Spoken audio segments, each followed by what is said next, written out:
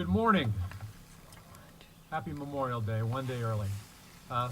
Thank you very much for the color guard being here today. You make us all proud. It's an honor to be here with you. Do that. Let's give them a round of applause.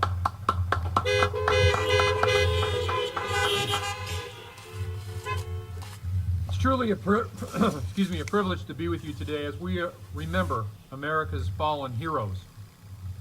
It's appropriate that we take the time to reflect upon the sacrifices that so many of our fellow Americans have made on our behalf. Across the country today, well, maybe not today here in Minnesota, but parents of their children will be attending parades, going out on the lake, being on the beaches, and spending time relaxing and being as family. However, at the forefront of their minds should be what Memorial Day is all about. A Memorial Day is special.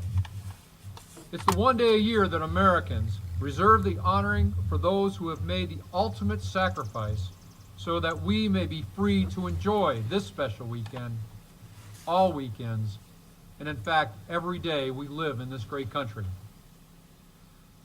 Today is the day to remember what others have done for us, Americans who have fought and died so that our country may be protected and prosper. We thank God for giving us men and women like these who go into harm's way knowingly they may not return. In November of 1863, in the middle of the Civil War, a war that had torn our nation apart, President Abraham Lincoln went to the battlefield of Gettysburg, where nearly 8,000 men were killed and more than 27,000 men were wounded, and he delivered his Gettysburg Address. In his brief remarks that day, 4 months after the great battle that historians consider the turning point in restoring the Union, President Lincoln said, "The way to honor our dead who die on battlefields is to increase our devotion to their cause." He said, "It is rather for us to be here dedicated to the great task remaining before us, that from these honored dead we take increased devotion to that cause for which they gave the last full measure of devotion, that we here highly resolve that these dead shall not have died in vain, that this nation, under God, shall have a new birth of freedom, and that government of the people, by the people, for the people, shall not perish from this earth." Lincoln made those remarks at a time of great peril to our country. At the end of a war, the Union was restored at the cost of more than 600,000 American lives. The first Memorial Day was proclaimed on May 5th, 1868 by General John Logan, and it was first observed on May 30th, 1868. It was observed with the placement of flowers on graves of Union and Confederate soldiers. 81 years later, in June of 1944, during another time of great peril to our nation, American soldiers stormed the beaches of Normandy, France. Thousands died. Thousands more were wounded. Our soldiers, sailors, airmen, and Marines freed a continent. By August of 1945, the Empire of Japan was also defeated, and the world once again took a deep, fresh breath of freedom. That's what Americans do. Americans confront evil when we see it, and then we defeat it. We shouldn't kid ourselves. Evil is very patient and lies in wait to exploit any weaknesses of those who are free. We as free nation must always be vigilant and let our strength also be our shield. In the years that follow World War II, America helped rebuild Europe and Japan. Americans do that too. Americans are good people, generous people, benevolent people. Americans have a history of coming to the aids of others, sometimes at the expense of our own needs and priorities. Our country has sacrificed much so that others may also live in freedom and liberty. The Americans we honor today have paid that ultimate price. The least we can do is remember them, thank them, honor their memories for their selfless sacrifice. Today is a day of reverence.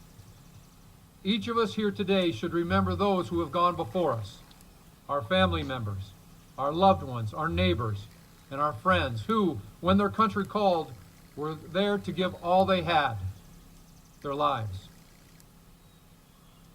Our nation is built upon acts of heroism and sacrifice. Just last week, we honored those who died while serving with the Merchant Marine. And this particularly harrowing and touching incident involves a convoy of 3 ships and 3 escort Coast Guard cutters passing through Torpedo Alley, some 100 miles off the coast of Greenland, at about 1 a.m. in the morning on February 3rd of 1943. The submarine U-223 fired 3 torpedoes. One hit the midsection of the Dorchester, a USS Army troop transport with more than 900 men on board. Ammonia and oil were everywhere in the fast-sinking vessel and upon the freezing sea.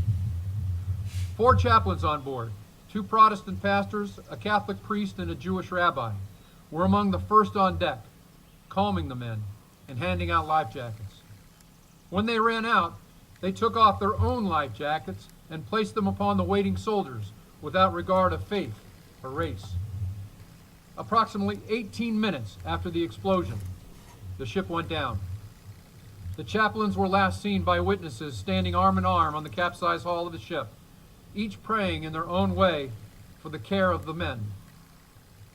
Out of 900, almost 700 died, making it the 3rd largest loss of sea of the kind for the United States during World War II.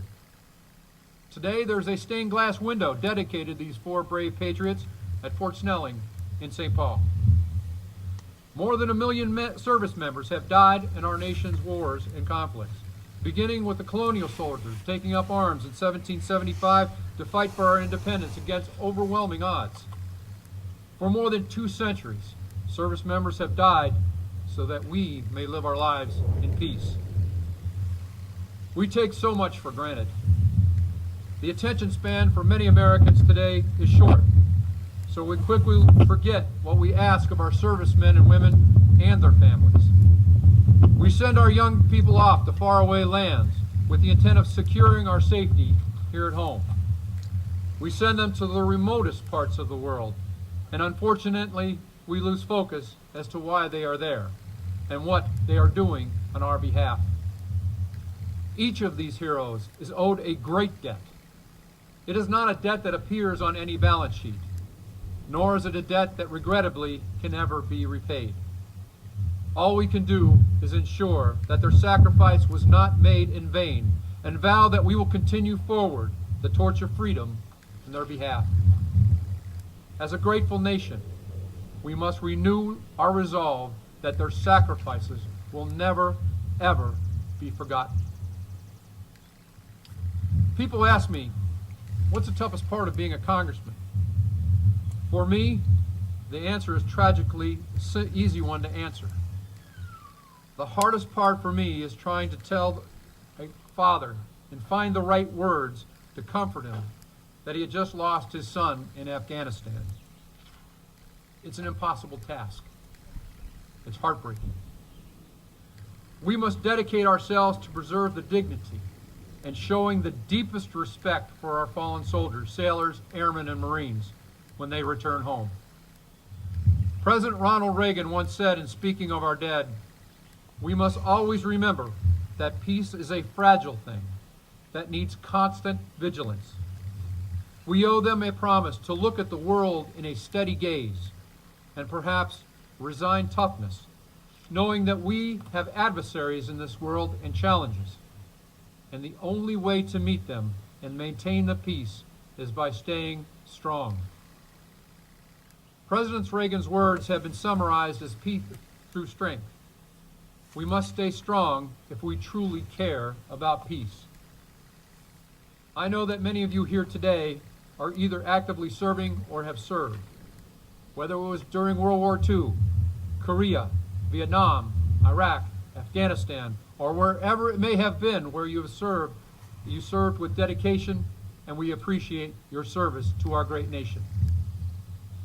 In closing, this is a day our nation mourns, the loss of our men and women in uniform.